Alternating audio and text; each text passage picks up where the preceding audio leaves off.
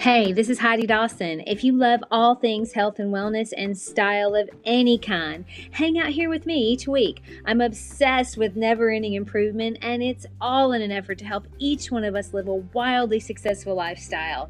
Subscribe today so you don't miss a thing. Hi, guys. Welcome to episode 443 of the Wildly Successful Lifestyle Podcast. How's it going out there? I'm glad to be here with you. And thank you so much for listening and subscribing and also giving me a 5-star review if you're liking the episodes. All right. Have you guys ever noticed all the commentary in your head when you're trying to make a decision? Whether it's big or small, we so often have thoughts about what everyone else will think or how they're going to respond or if they'll like it or not. My husband says this is very much a feminine trait, which I tend to agree because he does not do this. But I've noticed that I do. Now, not in everything. There are areas that I'm not like that. Like in my design projects, I have a very different style of thought. But there are areas where I've been noticing that I do it a lot. So the other day I was shopping for shoes online, and as I'm scrolling through the many thousands of pictures, I heard myself noting to myself, Eric would hate those, or those are cute, but not very fashionable. And I don't want my clients to think I'm not fashionable, or those aren't going to be sexy at all. And I realized that I have been looking for the perfect pair of shoes for what seems like forever without finding them.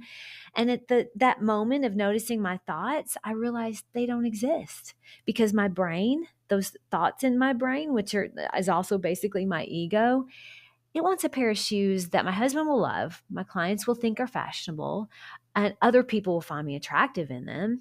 But I also have to be very comfortable without looking like I've thrown in the towel on sexiness and that I'm trying too hard. And they have to go with whatever I put on. They can't have a designer logo either because I'm not trying to be ostentatious. They also can't have a platform because that stylish blogger that I read, she said she would never buy a platform shoe. Now, you show me that shoe and I'll buy 10 pairs. You see, I wasn't trying to just find a shoe that I loved and would be comfortable to me. I'm trying to find a shoe that everybody else will love too. Taking the filter out of my head of what everyone else will think is the most freeing thing I can think of to do here. It's the most freeing thing anyone can do. And we don't just do it with small decisions like shoes, we do it with most decisions we make, whether they're big and small. If we could simply take that filter off and look at things through our eyes only, what would we truly want? What would we choose? How would we choose? As an interior designer, I can tell you that the hardest clients I have, and I don't usually have a lot of them, but the hardest ones are the ones that have to get every single person in their life on board with the decisions they're making at their house. Like the color of the cabinets or the wallpaper. I had this happen. A client I had a long time ago, we had picked out this beautiful wallpaper that absolutely lit her up. She loved it so much. And I could tell I can always kind of generally tell when someone connects immediately with something, and she connected immediately with this wallpaper. So she loves it. Well, we decided on it, and I come back a few days later because we're going to continue a few things in the project, and she tells me she still loves the wallpaper, but she had a few people over and her neighbor told her that wallpaper was out and it's been out for a while. I laughed and I said, I didn't realize your neighbor was moving in. And she said, well, she's not moving in. And I said, then why are we getting her opinion? We don't care what her opinion is. She's not living there. We care what her husband's opinion is, but he said he didn't have one. So we get to decide what we like, meaning we, meaning she, because she's living there. So we put that wallpaper up. You better believe we did. And to this day, I saw her recently in a coffee shop. To this day, and it's been 10 years, she still loves that wallpaper. She was happy that someone stepped in and let her have something that she really loved. You see, she had started wavering because she was trying to please everyone. I kid you not, we had to filter out 5 other opinions in order for her to get that wallpaper. It felt like an act of rebellion because she loved it, but someone else thought it should be blue, and someone else said it shouldn't have so much pattern. And let's not forget the neighbor who thought she shouldn't have it at all. Those are the hardest clients because they often have been looking to other people for so long in order to make a decision that they no longer trust what they want. Sometimes they won't even allow themselves to have an opinion until they get someone else's opinion. Now, that's an extreme case, but I'm willing to bet there are decisions you're trying to make right now that are heavily influenced by other people. And sometimes the influence by other people is only in our head, like we're creating what other people would think. So my husband, he honestly loves the way I dress. I know he does. If I ask his opinion, he'll give it. But he also wants me to be me, which I love because I want me to be me too. But I asked him, this has been a long time ago, I asked him one time to pick out an outfit for me because I wanted him to find me attractive. And so we went shopping, and he brought me an outfit in the dressing room to try on. And he thought it looked so beautiful. But when I was in the dressing room alone and looking in the mirror, I hated it. I didn't feel like me at all. It was very sexy, and I love that he sees me that way. But I also know that if I were to try to wear it out in public, it would come off so awkward because it's not something I would ever pick, and nor would I ever feel good in it. So I want to wear what he likes, but not at the expense of what I like, not at the expense of me feeling confident and beautiful when I look in the mirror.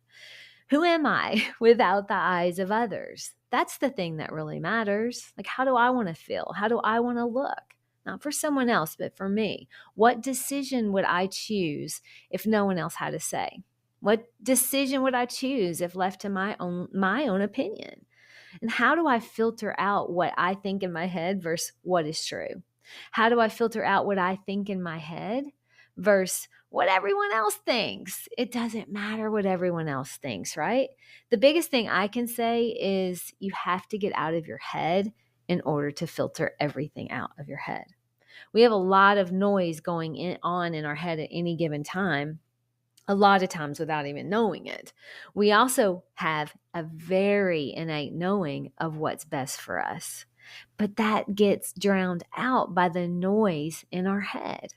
Our own inner guidance system so often gets drowned out by the noise that we have from the thoughts that we're thinking that other people will be thinking about us. Getting clarity on what it is you want, independent of what everyone around you wants, can be hard if you're not used to relying on or even hearing your own inner guidance. But if you listen, it's always guiding you. It's that little feeling of, this just doesn't feel right. Or, oh man, this feels right. The more you get used to listening and following your own guidance, the more in tune you become to it. Also, the more aware you become of the thoughts that dictate your decisions, the more you realize how reliant you may have become on other people's opinions, which may explain why life feels so hard. You're trying to be everything to everyone. And when you try to please everyone, you end up pleasing no one, including yourself. So what do you want? And that's my challenge for you. Make one decision today that hinges only on one opinion, and that's yours. Maybe start with a small one, like I want that shoe because I love it. Or it could be a bigger, more important decision, like I am moving because that's what's right for me. Everything else falls into line as it should when you follow your inner guidance system. There's one person that's responsible for your life and your happiness, and that's you. Don't ever sacrifice your opinions for someone else's. They're not creating your life, you are. Share this with 3 people who have a beautiful inner guidance system. I love you guys. I'll talk to you in a few days. Don't forget to subscribe and share with your friends because we're just going to keep going bigger and better places together, and I love that about us. Talk to you in a few days.